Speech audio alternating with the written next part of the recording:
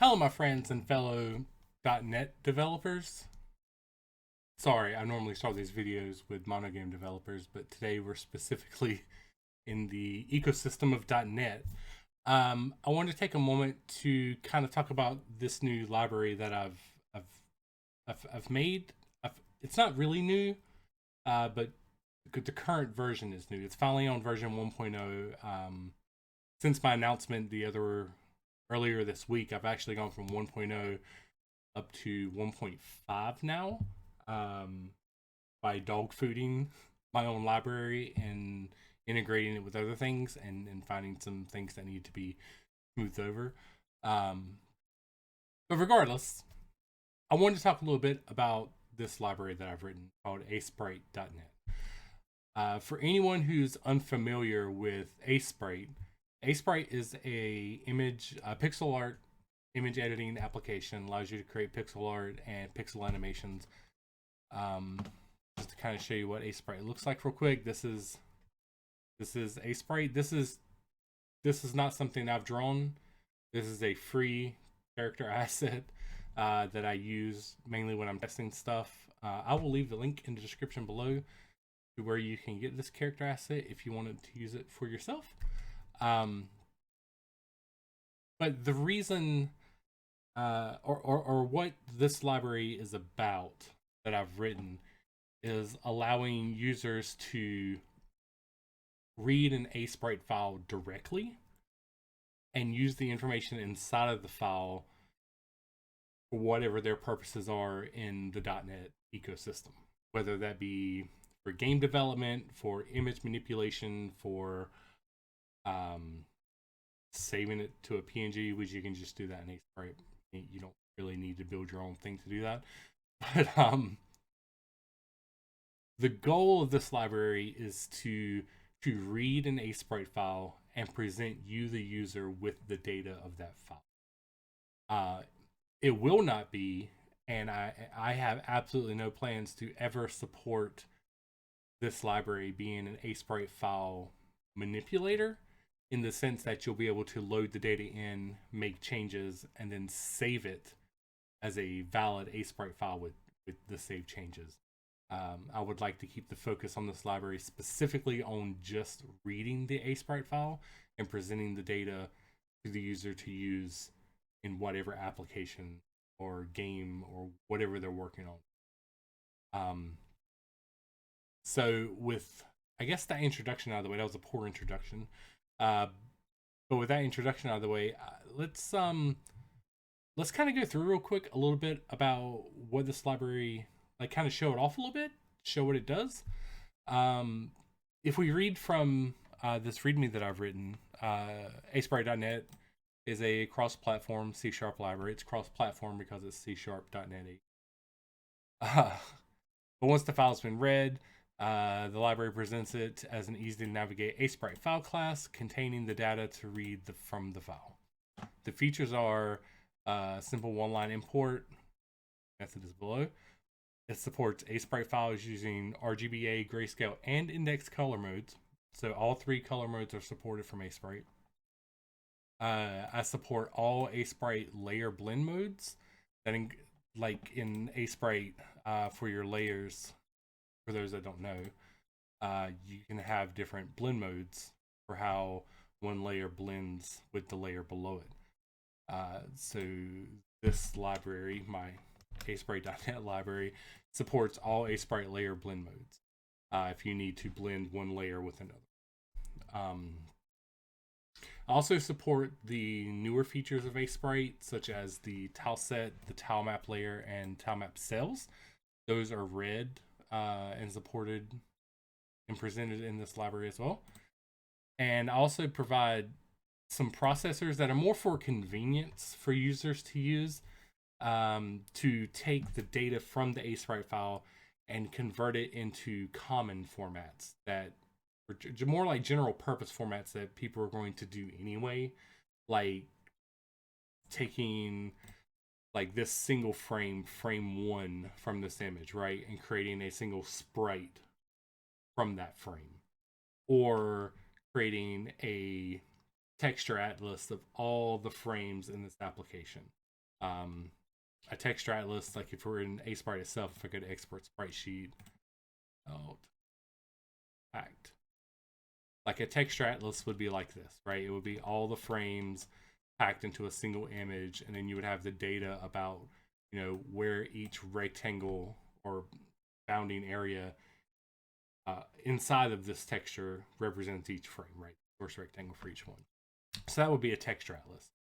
And then you would have things like a sprite sheet, which a sprite sheet would be a texture atlas like this, but it also contains the data about these tags from Aseprite, like idle, crouch, run. These tags in Aseprite represent the actual animations that you've created, like the crouch animation. If I came over here and hit play, I'm going to play this crouch animation. You can see this is an animation that's been created. So a sprite sheet is going to contain that texture atlas along with the additional animation data about the tags, so you can know which frames to use for what animations. Unfortunately, this particular file doesn't have any of the tile set or tile map stuff, so I can't show that here, but that data is also available, and you can export that out or export or process the tile sets as a single image. You can process a tile map from a single frame, or you can process an animated tile map if you have tile maps on multiple frames that do animations between the tile mapping. You can get an animated tile map from that. These processors here, these are just general purpose use, out of the box, get you started, get you off the ground running processors. That's what they are. They're for convenience. Because not everyone wants to write all the algorithms that you would need to hack all the frames into one texture. No one wants to deal with that, right? Unless you do. So I've provided these for you. However, these are not the limitations of this library, and that's kind of the point of the reason I wanted to make this video real quick, is to point out that just processing the Aseprite file when you load it in as these provided types, the sprite sheet, texture atlas, tile set, tile map, and animated tile map, this isn't like the end all of this library. The power of this library comes from the fact that it reads the Aseprite file and presents you with the data in the file. You can use that data however you want. The data is presented to you in a read-only format because this library is meant to be a read-only parser, but you can get that data and then do with it what you want. Read it in, change it, manipulate it, and save it out somewhere else using your own saving methods. But it's all there. I'm particularly bringing this up, and I don't want to like call anyone out.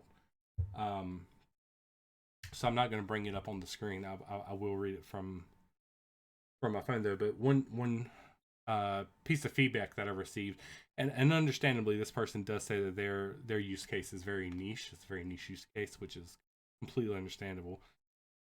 But they said they would love it if this library, if they could parse graphical data from individual cells, layers, manipulate visibility, etc. As it stands, just flattening sprites is not terribly useful. And that's what I want to show. It's not just flattening sprites. Changing visibility, that's not going to happen again because this library is about reading the Aseprite file, not manipulating the Aseprite file. But you absolutely can get the individual cell data, the individual layer data. You just have to tell it that that's what you want. So let's move over into Visual Studio, and we'll go into demo time. Don't tab. Here we go. So I've got this file set up real quick. Let's delete the bin folder here so we're at a clean start, because I was playing around before I made the video to make sure everything.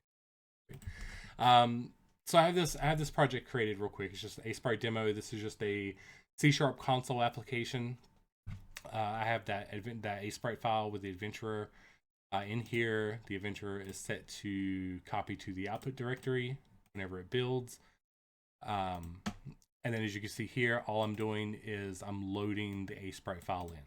Now at this point, if you were using one of those processors, like if you want the Sprite processor, you could do Sprite, Sprite's frame 0 equals Sprite processor dot process ASC file and frame 0, right? We could do that, and we can get a Sprite of frame 0. And I can do PNG writer save to let's call this frame 0, frame 0 dot texture dot size dot width, frame 0 dot texture dot size dot height, and frame 0 dot texture dot pixels, which needs to be an array. Right. So if I did something like this, and I run this, run it, console pops up, tells me that it's done. If I go into my bin folder, debug net 8, we can see here frame 0, which I forgot to include the .png at the end, so let's put that there. If I open that up, we can see there's frame 0. This is the same frame 0 or frame 1 in Aseprite does it by 1 index visually, but this is the first frame, the 0 index frame right there. I've just exported the whole as a sprite, and that's really cool, right? But that doesn't help what this user wanted. They wanted to get individual layers or individual cells, things like that. And to do that, it's absolutely possible. You're just going to have to dive in and actually work with the Aseprite file data yourself instead of using these out-of-box parsers. So for instance, let's say in this Aseprite file, let's turn off some layers. We'll keep the head on and scarf off. Let's say on frame 1, which is index 0, I want to get just the head, just this head right here. That's what I want. I only want that from frame 0, right? So in Aseprite, the way data is stored, cells are indexed from the bottom up, and if there's any cells that are empty, they're not included. Which I can see how this might be a pain point in the future, and I'm making a mental note now to make this easier. The process I'm doing right now to make this easier for future people after this video. So we see on the head layer, we can count the cells. So cell 0, that one's not included. 1, 2, 3, 4, 5, 6, right? So the head is on frame 0, cell 6. Okay, so if I come over into the library, I can do if ASC file get frame 0 dot cells, and we said it was cell 6 is Aseprite image cell. So we'll use a bit of pattern matching there to make sure it's an image cell, because there's different types of cells. There's tile map cells, image cells, and regular cells, and linked cells. So we check that as an image cell. If it is an image cell, then let's write that out as a PNG. PNG writer save to, and we'll call this frame 0 cell 6. Let's put the .png in there this time. Then we do image cell dot size dot width, image cell dot size dot height, the image cell dot pixels dot to array. Let's delete the other one that we were saving. And so now, if we run this, done. Let's close the console. Let's check our output. Frame 0 cell 6 PNG right here. Let's open that up. Oop. There we go. And there's the head.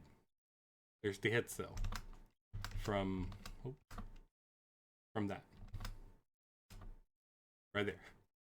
So you can get the individual cell that's on a specific layer of a specific frame and get just the pixel data for that cell. It is available. You just have to go in there and get it. You don't have to use the built-in processors. Those are just there for convenience for people that want to get something done quickly, running off the ground. Otherwise, all of the data that's inside the Aseprite file is 100% available for you to pull out and use once you've loaded it in to use how you want. I hope that answers some questions. I can see how when I was getting this out saying get frame 0, cell 6 is probably not the most convenient way to do it. A more convenient way might be to specify specifically on frame 0 layer whatever the name of the layer is to get the cell. And that's an update I can put in. I'll put in an issue on the GitHub repo for that to track that myself. So quality of life improvements in the future. So yeah, I do hope this answers that question of being able to get any data you want out of the Aseprite file.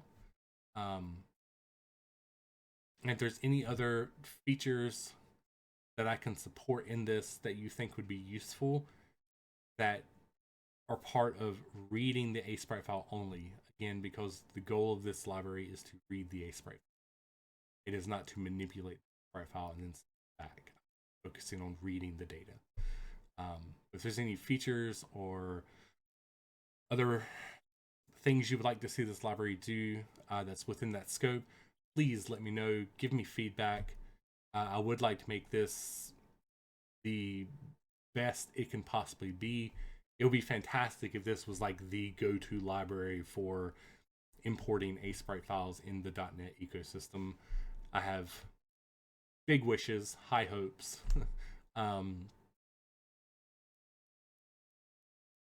So help me make it that. Give me whatever feedback, whatever pain points you have with this. Be as harsh as possible. I do want to improve this. I do want to make it extremely friendly and intuitive to use for anyone wanting to directly work with Aseprite files. So at this point, I'm rambling on, and it's really late at night, and I should probably go to bed. So thank you for watching. Again, I hope this answers some questions, and hope you all have a good night, a good morning, evening, day, whatever it is where you are, and I hope you're doing well. Thank you for listening.